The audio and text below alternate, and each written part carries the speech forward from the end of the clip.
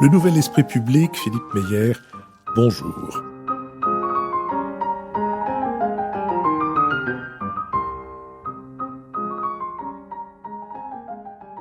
Bonjour, merci de nous retrouver, Marie-Vonne de Saint-Pulgent et moi, pour ce BADA, pour ce supplément de notre série Si c'est pour la culture, on a déjà donné, supplément consacré à la Fondation des Treilles, dans le Var, au nord de Draguignan, sur la commune de Tourtour et de Flyosque. Fondation des Treilles, dont Anne Gruner est la créatrice, Anne Gruner-Schlumberger, et dont Marie-Vonne de Saint-Pulgent est la présidente. Alors, nous avons essayé de faire connaissance avec Anne Gruner. Nous avons rafraîchi la mémoire de nos auditeurs quant à votre parcours, Marie-Vonne de Saint-Pulgent, et nous avons présenté le domaine de la Fondation des Treilles, ses 300 hectares, ses différentes maisons, ses activités qui présentent l'originalité d'être orientées vers à peu près toutes les disciplines scientifiques et toutes les disciplines artistiques, et qui, quelquefois, dont le mélange est quelquefois un mélange organisé, vous nous avez expliqué. Mais nous n'avons pas encore abordé la question de la sélection. Comment vient-on au Treilles, qu'on soit un artiste, qu'on soit violoncelliste, qu'on soit biologiste, qu'on soit mathématicien, qu'on soit auteur? Comment arrive-t-on et qu'est-ce qui se passe une fois qu'on est admis à la Fondation? Alors, le principe, c'est que la Fondation est gouvernée par un conseil d'administration, puisque c'est une institution de ce type, mais que pour chaque activité, la sélection des gens reçus au Treilles est faite par des comités ad hoc. Donc, pour les activités de séminaires, de séjours d'études, bref, les activités scientifiques, y compris celles qui concernent les sciences humaines et sociales, il y a un conseil scientifique qui est actuellement présidé par Pascal Horry, et qui est un historien culturel, écrivain, membre d'Académie française, et qui comporte sinon une stricte parité. Enfin, les membres sont strictement paritaires entre les deux grands massifs de la recherche, sciences humaines et sociales, et sciences inhumaines et sociales, sciences exactes, mais on ne dit plus ça, sciences de la nature, etc. Et donc, voilà, il y a donc des spécialistes de la littérature, des historiens, des sociologues, des biologistes, des médecins, voilà. Et ce conseil est renouvelé à chaque mandat du conseil d'administration, puisque c'est le conseil d'administration qui le nomme, le président étant nommé par le président de la Fondation. Mais pour chaque activité qui n'est pas scientifique, le même dispositif est mis en place. Voilà. Alors, je commence par la résidence d'auteur, qui est la plus ancienne, puisqu'elle a maintenant 15 ans d'âge. Elle a donc un comité chargé de choisir les auteurs. Mais je dirais après quelles sont les procédures. Donc, ce comité, celui-là, est présidé par le vice-président de la Fondation, Philippe Reynaud, qui est lui-même un auteur, alors essayiste, puisque la résidence d'auteur n'est pas réservée aux auteurs de fiction. Elle reçoit toutes les formes d'écriture. Donc, il peut y avoir on a eu des gens qui écrivaient sur le théâtre, des poètes, des romanciers, mais aussi des essayistes. Et d'ailleurs, la plupart sont des essayistes. Mais voilà. Il y a aussi des auteurs de fiction. L'un de je pourrais en citer deux, par exemple Michael Ferrier. Je vais citer ceux que je connais tout particulièrement. Michael Ferrier, qui est un professeur de littérature au Japon, mais qui a écrit notamment sur la catastrophe et qui est un de nos très bons auteurs. En dépit des apparences, est un romancier. Et très différent, un Russe d'origine qui écrit en français maintenant, Dimitri Bortnikov, qui a publié récemment 2 livres à la rentrée, et qui, voilà. Donc c'est donc le comité qui sélectionne les auteurs. Nous en recrutons à peu près 3 par an. Le conseil scientifique recrute aussi les prix jeunes chercheurs. On fonctionne en jury. Nous donnons à peu près entre une quinzaine et une vingtaine d'aides à la recherche en thèse ou après la thèse, post-doc. Et alors, pour la résidence photographie, il y a un jury du prix de la photographie qui est actuellement présidé par Jean-Luc Monterosso, qui comporte plusieurs photographes ou quelques collectionneurs. Et pour l'Académie des jeunes chanteurs, le système est différent, puisque là, on ne fait pas passer de concours aux chanteurs qui viennent passer une semaine chez nous pour travailler sur le style de l'opéra, puisque c'est centré sur l'opéra. Mais là, c'est l'équipe de direction.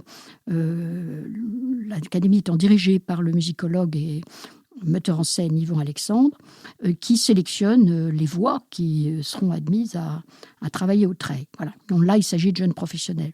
Donc voilà, le système, c'est ça. Alors ensuite, Est-ce qu'il n'y a pas une discipline artistique qui manque ? Non, pour l'instant, il n'y a que ça, la photo. Le cinéma. Oui, mais alors, pour le coup, nous ne faisons pas tout dans le domaine des arts. Nous ne faisons pas tout parce que, d'abord, tout ne se prête pas à la chose. Le cinéma, c'est très coûteux. Non, je pensais à l'écriture pour le cinéma. Ah, l'écriture, oui, mais toutes les formes d'écriture sont reçues. Y compris, j'ai attiré l'attention du jury sur le fait que ce serait bien de penser à recruter des scénaristes de bande dessinée. Voilà, non pas les dessinateurs, mais les scénaristes, parce que dans la bande dessinée, il y a aussi un scénario. Donc oui, c'est ouvert tout à fait aux auteurs de scénario. Mais pour l'instant, nous n'avons eu que des auteurs de théâtre qui se soient présentés pour le spectacle. Mais enfin, on ne désespère pas, tout est évidemment possible. Mais vous avez raison de souligner cela. Donc, pour en revenir, comment on fait ? Bien, sur le site internet de la Fondation, toutes les procédures sont expliquées discipline par discipline. Voilà. Donc, il faut remplir des documents, candidater, et ensuite, suivant la temporalité, c'est pas la même. Le jury de photos se réunit à la fin janvier. Les séminaires sont plutôt sélectionnés à l'automne. Le jury d'auteurs, c'est à peu près aussi au début de l'année. Pour les résidences d'auteurs et de photographes, ce sont des séjours j'allais dire rémunérés. L'auteur ou le photographe sont pris en charge. Voilà, ils reçoivent donc une mensualité, puisque le prix consiste à des mois d'aide, de soutien de la Fondation. Donc en général, on a 8 mensualités prévues, qu'on répartit le plus souvent en 3. Mais ça peut être 2. Et donc, ils sont choisis suffisamment à l'avance pour pouvoir, éventuellement, c'est surtout le cas pour les auteurs, prendre un congé sabbatique s'ils ont une autre activité afin de pouvoir se consacrer à l'écriture. Et ils ne sont pas tenus d'être à la Fondation des Treilles pendant toute l'activité. Les auteurs, si. Par contre, les photographes, non. Parce que ce que nous soutenons pour la photographie, c'est la création d'une œuvre photographique. Et suivant l'endroit où se passe, suivant le sujet choisi par le photographe, ça peut ne pas être du tout au Treil. En revanche, il faut qu'ils passent 1 mois au Treil pour travailler sur leur tirage photographique, car la résidence photographique des Treilles insiste beaucoup sur le tirage d'artistes, parce que dans le monde numérique, les photographes, quelquefois, pensent qu'une fois la photo prise, leur travail s'arrête là. Et donc, confie le tirage à quelqu'un d'autre. On essaye de leur faire comprendre que la photographie, et d'ailleurs, les jeunes photographes y reviennent beaucoup, ça va jusqu'au tirage. Donc, nous avons 2 laboratoires photographiques, un sur l'argentique et un sur le numérique. Et nous avons un photographe qui les conseille, qui les aide et qui les coach, quand c'est nécessaire, parce que certains connaissent très bien les tirages d'artistes, à comprendre l'importance du tirage dans la réalisation de l'œuvre d'art. Bien, si je suis photographe, je sais maintenant tout ce que j'ai à faire pour aller au Treil, mais je suis mathématicien et j'ai été choisi par votre comité scientifique. Que fais-je ? Alors, si vous avez eu un séjour d'études, c'est comme une résidence. Alors, vous pouvez venir tout seul, à 2, à 5. Enfin bon, en général, les séjours d'études, c'est souvent pour faire un ouvrage, pour commencer ou débuter un ouvrage. Alors, vous avez cité un mathématicien, mais par exemple, j'ai cité un ouvrage récemment primé, qui est le fruit d'un séjour d'études au Treil, qui est Picasso, l'étranger, d'Annie Cohen-Solal, qui est le fruit d'un séjour d'études au Treil. Donc là, c'est la même chose que l'auteur, mais vous n'avez pas de rémunération. Vous êtes simplement pris en charge et vous êtes accueilli au Treil, dans une des maisons des Treilles. Si vous êtes un mathématicien et que vous avez proposé un séminaire, alors là, les séminaires, c'est une 20aine de personnes pendant une semaine entière. Et donc là, vous allez travailler en groupe sur un sujet de recherche et ensuite, vous publierez ça quelque part. Alors, il y a un exemple récent qui serait à peu près accessible à des oreilles non mathématiciennes. Il y a eu un séminaire sur la théorie des nombres, qui est un sujet extrêmement important dans la calcul mathématique, qui était très anglo-saxon d'ailleurs. Mais par exemple, parmi nos organisateurs et nos participants célèbres en mathématiques, il y a Cédric Villani, qui était d'ailleurs au Treil quand il a eu sa médaille Fields. Donc on lui a fait un gros gâteau de félicitations, voilà, parce qu'il y a aussi une très bonne cuisine, un très bon cuisinier. Voilà, donc voilà, c'est un peu familial hein, comme ambiance.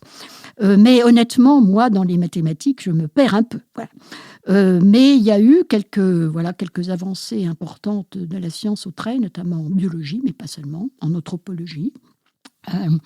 On dit que, par exemple, ce qu'on appelle l'UCA, qui est un concept sur les premiers hommes, a été en fait conçu au trait. Voilà. Bon, alors, ne me demandez pas de démontrer ça, parce que je me perds un peu là-dedans. Et en plus, dans toutes les sciences dures, si je puis dire, il y a des publications dans les revues spécialisées. En revanche, dans les sciences humaines et sociales, nous soutenons aussi la publication des actes. Voilà, dont certains sont publiés dans une collection dédiée des éditions Gallimard qui s'appelle « Les entretiens des treilles ». Dans cette fondation des treilles, il y a combien, vous avez parlé des sculptures, vous avez parlé de Max Ernst, vous avez parlé de Lalanne, avec qui la fondatrice Anne Gruner était très liée, si je me souviens bien. Combien y a-t-il d'œuvres d'art, notamment de tableaux ? Alors, les tableaux ne sont pas tous au treilles. Les grandes sculptures monumentales le sont. Les tableaux, la collection de tableaux qui est extrêmement précieuse, parce qu'il y a des très très grands noms du surréalisme dedans, notamment. J'ai cité Max Ernst, mais il y a aussi Victor Bronner, qui est un merveilleux artiste, dont nous possédons 17 œuvres, de même d'ailleurs que 17 peintures de Max Ernst, outre les sculptures. Ces tableaux sont conservés en sécurité. Ils étaient au treilles du vivant d'Anne Gruner, mais ils ne le sont plus aujourd'hui. Il y a toujours des tableaux au treilles, mais de moindre valeur. Et nous les faisons circuler dans des expositions. Donc actuellement, une partie importante de la collection des treilles, une centaine d'œuvres apparemment, à peu près, est montrée à la Fondation de l'Ermitage à Lausanne. Il y a eu une autre exposition de même nature, mais pas toujours avec les mêmes œuvres, qui a eu lieu à Toulouse, dans une autre fondation. Et donc, nous essayons d'en faire profiter le public, parce que les treilles ne sont pas un musée, ne sont pas ouverts au public, ils sont ouverts aux chercheurs, aux artistes, mais les chercheurs et les artistes, il faut qu'ils soient tranquilles pour travailler. Donc, c'est incompatible avec des visites du public. Donc, ceux-là, nous les faisons circuler. Voilà. Il y a aussi une grande collection de livres d'artistes. Nous avons montré à Aix-en-Provence, par exemple. Donc voilà, nous préparons une autre exposition à Toulon et de la même façon d'ailleurs les photographies de tirage d'artistes que nous laissent nos résidents, qui nous laissent 3 œuvres à leur sortie, beaucoup sont plus généreux que ça, est actuellement montrée à la Maison de la photographie de Toulon, pour quelques jours encore. Donc nous faisons circuler ces œuvres. Mais combien d'œuvres y a-t-il au treilles ? Alors plusieurs milliers. Les œuvres majeures ont fait l'objet d'un inventaire dressé par Dominique Bozo, qui a été le président de Pompidou et le directeur du Musée national d'art moderne. Mais le reste fait l'objet d'inventaires. Ça fait partie des missions que le nouveau statut auquel j'ai participé de la Fondation confie à la Fondation, la mission patrimoniale, qui est très importante. Cet inventaire n'est toujours pas terminé. Quand nous tirons des tiroirs, nous trouvons encore des œuvres. Anne Gruner collectionnait absolument... c'était une collectionneuse compulsive. Et elle n'a pas du tout laissé l'intégralité de ses collections au treilles. C'est une partie juste. Le reste est allé à sa famille. Donc elle avait une collection absolument immense et qui porte absolument sur tous les sujets, puisqu'elle collectionnait aussi beaucoup des choses art et tradition populaire ayant été extrêmement liées avec le fondateur du Musée national des arts et traditions populaires, qui est un de ses amis. Donc elle a collectionné aussi dans tous ces domaines. Et donc voilà, il y a des dizaines de milliers d'œuvres, sans compter les fonds de bibliothèque. Alors, je vous posais cette question pas seulement pour qu'on ait eu un aperçu de la richesse de l'activité collectionneuse d'Anne Gruner, mais aussi pour introduire le problème que vous avez déjà commencé d'aborder, qui est comment être fermé sans être replié sur soi. Un certain nombre de séminaires que vous tenez ne sont pas accessibles au grand public, notamment les plus scientifiques d'entre eux, mais d'autres pourraient l'être. Entre parenthèses, question, vous avez été directrice du patrimoine. Est-ce qu'au moment des journées du patrimoine, la Fondation est ouverte ? Elle ne l'est pas. Non, elle est trop grande. 300 hectares à garder, c'est pratiquement impossible. Et en plus, il y a trop de choses précieuses à l'intérieur. Voilà.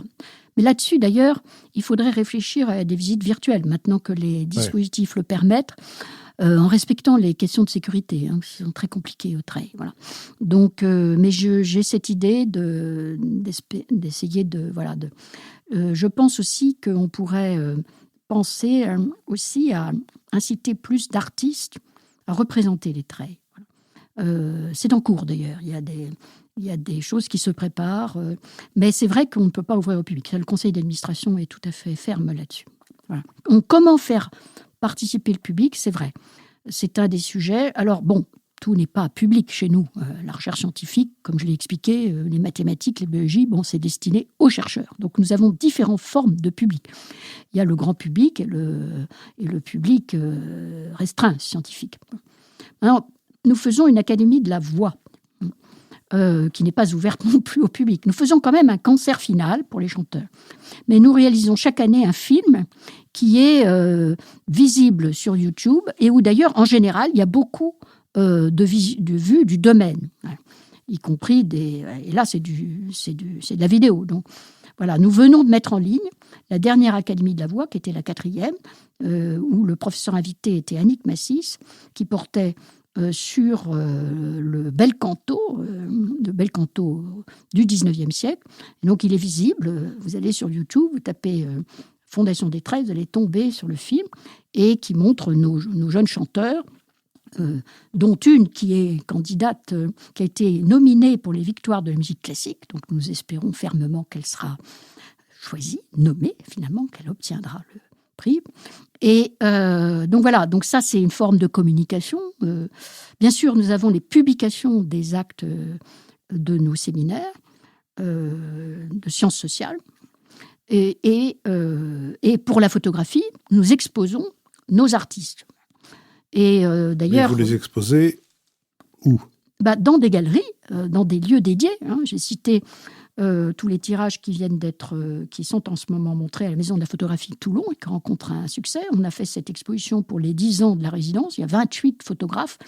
28 photographes ont été reçus chez nous en 10 ans de résidence. Bon, ce ne sont pas des expositions monographiques, mais nous soutenons aussi ceux de nos photographes qui publient des livres sur leur œuvre. Donc, nous leur donnons des aides à publication. Donc, ça, c'est une forme de communication de la photographie.